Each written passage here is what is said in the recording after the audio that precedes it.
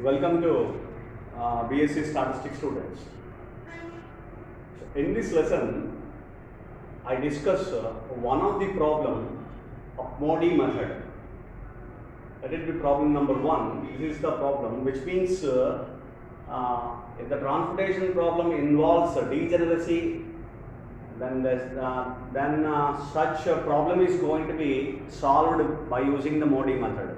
Only the difference between UV and Modi method, which is nothing but UV method. In UV method, there is no particular degeneracy. That is, a non-degenerate solution is going to be tackled. It is going to be considered solved in the UV method. Whereas in Modi method, only the problem of degeneracy is included. The extra particular methodology, the problem is going to be existed is degeneracy. If the problem in the transportation problem, while solving the transportation problem, if you face a problem of degeneracy, then how to resolve the degeneracy and how to calculate the solution, optimum solution of the given transportation problem. So that is what the differences. What are the differences in between the UV and Modi method first? So this is the problem. It is going to be given here, and so for which you have to calculate optimum solution by using the either UV method or Modi method. Method is not mentioned.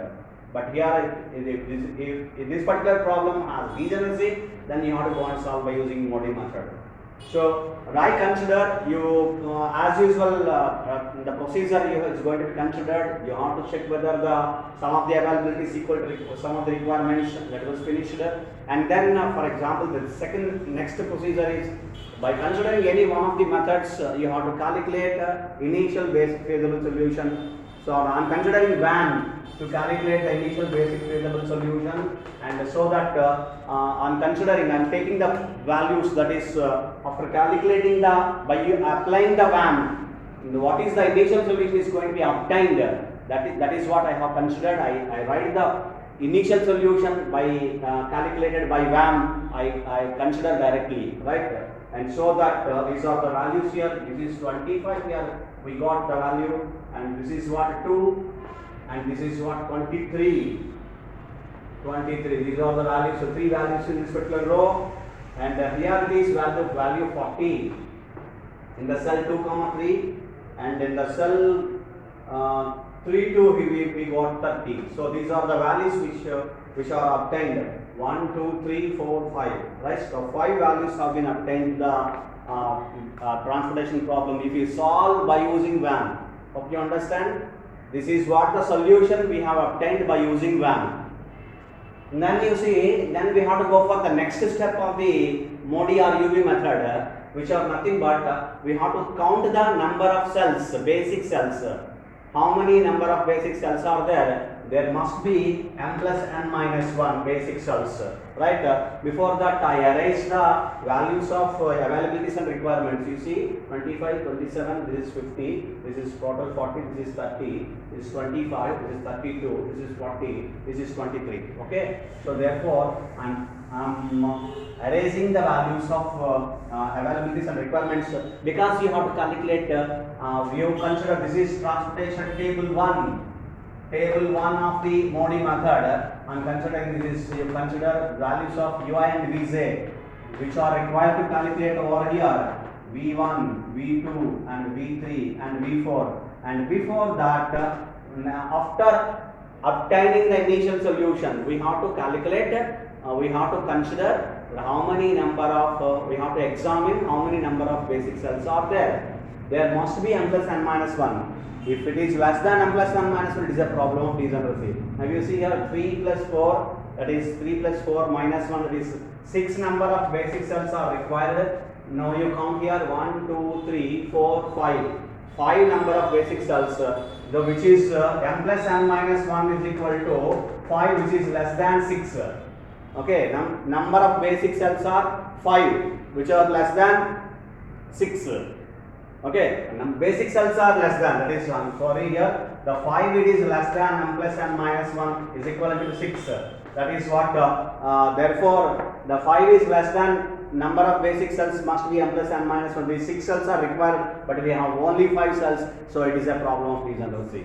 So number of basic cells are less than m plus n minus 1, that is equal to 5. So therefore it is the problem of degeneracy. So now we have to go and start the Modi method. So what we have to do in the Modi method? So you have to allocate epsilon in the, and whenever you have the problem of degeneracy, then we have to allocate the quantity epsilon, the small positive quantity epsilon which is tending to 0, a small positive quantity epsilon, so that we have to allocate in the entire non-basic cell, in the non-basic cell, so that what is the condition on that, so that all ui vj values have been determined. We have to consider this value of epsilon, we have to allocate this epsilon in one of the non-basic cells having the minimum cost, that is the procedure. If not existed, then you have to go and consider another basic non-basic cell. So for example, you see, I go there, remaining non-basic cells, first of all you search the cost, 7, 12, 9, 7, 9, 10, among which 7 is one such minimum cost. So now we have to allocate in the minimum cost, that is one of the procedure, but even then after allocating epsilon in one particular minimum cost non-basic cell, but even then some of the vj values have not been determined, then we may have a chance, we have a chance to change that particular non-basic cell, that is epsilon can be changed in another particular non-basic cell, and so that what is the condition is, the ultimate condition is whatever epsilon is going to be introduced in whichever particular cell, then ui vj values, all ui vj values have been determined, which are to be calculated, entire values of ui vj values are to be calculated, so that in such a manner, in such a way you have to consider, you have to allocate epsilon, okay, in that cell. Now here you see, first preference is minimum cost and non-basic cell. What is the minimum cost? Non-basic cell having minimum cost 1, 2, this is 7, this is another 7. You can consider any one. So I am considering epsilon here, so that we will see whether it is that is I am allocating in cell 1, 3, which is having minimum cost in the non-basic cells, that is among the non-basic cells, this one having the minimum cost. Therefore I am considering, I am allocating epsilon in this particular cell, but epsilon, you remember epsilon is 0, it is not a basic cell, but for time being it is going to be considered to resolve the degeneracy. The value of epsilon, if you want to go and calculate, when in the calculations, if you want to use this particular value of epsilon, then in the calculations it is going to be considered as 0. But whereas now epsilon is a basic cell, so it is like a dummy.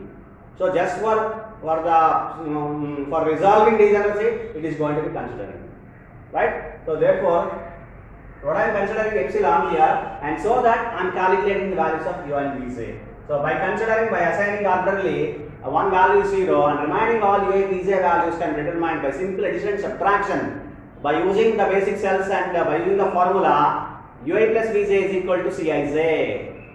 So that is as usual, remaining procedure is as usual. Up to here it is a Modi method. That remaining all the all the procedure, that is all the steps are nothing but UV method. So Modi method is a mix of UV and solving the problem of degeneracy. That is entering the quantity epsilon. That's all. Okay. Whenever the number of basic cells are less than m plus n minus 1, then we have to consider this. Do this. That is the Modi method, right? So now you see this is 0, therefore this is 8, and this is 10, and this is 7. This is because it is also basic cell. This is 6. Okay, and then you see here this is 10, then this is 1. 10 plus 1, 11. And this is 6, this is 7, this is I am using this particular basic cell. This is the value I am considering. 7 plus something value is 4, that is 7 minus 3. 7 minus 3 is 4. So therefore all ui vj values have been determined. Therefore you can consider this. Therefore you can allocate epsilon in this cell.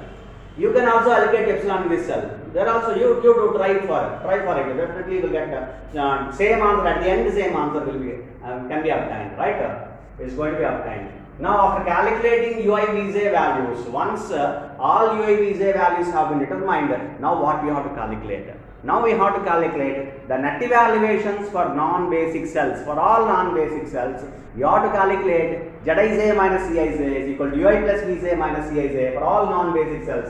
That is, this is a non-basic cell. Calculate ui plus vj minus Cij. So 3 minus 3, I'm sorry, it is minus 3, 8 minus 3, it is 5. 5 minus 12, it is minus 7. Come to that, this is also non-basic cell, calculate again. 10 minus 3, it is 7. 7 minus 9, it is minus 2. And 6 minus 3, 3 minus 7, minus 4. And 8 minus 1, 8 plus 1, not minus 1, 8 plus 1, 9. 9 minus 9, it is 0. This is also non-basic cell. 7 plus 1, 8. 8 minus 10, that is minus 2. 6 plus 1, 7. 7 minus 8, minus 1. You see here, this is what the advantage of VAM. This is what the advantage of VAM, even including the degeneracy problem. But in one particular step, we have obtained the solution. So we have applied, to calculate initial solution, we have applied the procedure VAM. And we have calculated the initial solution. And then we faced a problem of degeneracy. So now you see here it was resolved. Degeneracy is resolved, and a solution, optimal solution is attained. You see here, now you observe the net evaluations. That is, examine the sign of Zij minus Cij. Sign of Zij minus Cij, minus, negative, minus, and this is 0, and minus. So they are all the non-basic cells. We have obtained Zij minus Cij, that is net evaluations are less than or equal to 0, either negative or 0. Therefore, less than or equal to 0. If all Zij minus Cij less than or equal to 0, then the current solution is an optimum solution. Therefore, I am writing the optimum solution, that is optimum basic feasible solution to the given transportation problem. So in one particular table it was attained, the optimum solution was attained. Therefore, I am writing two particular points. The optimum basic feasible solution, optimum basic feasible solution for the given problem is all the values here. X11 is equal to 25, X12 is equal to 2, and X13, it is epsilon, it is equivalent to the epsilon, it tends to 0, it is a value 0, so that is no particular value of X13. No quantity is transferred from one particular, that is from first origin to third destination, the X13. There is no particular unit, a single unit is going to be transported from one origin 1 to destination 3. So there is no particular consideration, you don't consider that. And then X14 is equivalent to be 23, and then X23 is equal to 40, and then X32 is equal to 30. So this is what the solution, optimum solution is going to be attained. And then what you have to calculate, the total minimum transportation cost. Then the minimum total transportation cost, it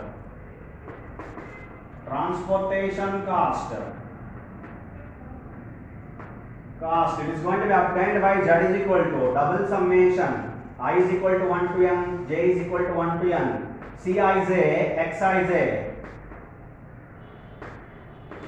is equivalent to B. So 25 multiplied by 8. Hope you understand. This is what we are calculating every time. 2 into 10 plus epsilon into 0, epsilon into 7, I'm sorry, plus epsilon is 0, 23 into 6 plus 40 into 4 plus 30 into 11. This is going to be obtained, right? So if you can calculate by using calculator. So just I calculate the cost, 25 into 8, that is 200. 2 into 10, 20, plus epsilon 0, plus 23 into 6, plus 40 into 4, 160, plus 30 into 11, 330. So 848. The cost is rupees 848. This is what the cost is obtained. The minimum cost is going to be obtained for the given transportation problem. So these are the 2 points are required to calculate at the end of the any transportation problem. So first one, optimum basic feasible solution. The optimum, it is going to be obtained here, the minimum cost. Okay. So but the optimum basic feasible solution is this, which optimizes the objective function. What is objective function is going to be optimized, that is minimizing total transportation cost. The minimum total transportation cost is rupees 848 rupees. With this minimum cost, this is the optimum solution. The x values, these x values gives the minimum total transportation cost, that is nothing but minimizing the objective function, that is optimizing the value, objective functional value. So that is what the problem. Hope you understand. This is one of the problem of degeneracy in the transportation problem, which can be solved by Modi method. Hope you understand. Thank you.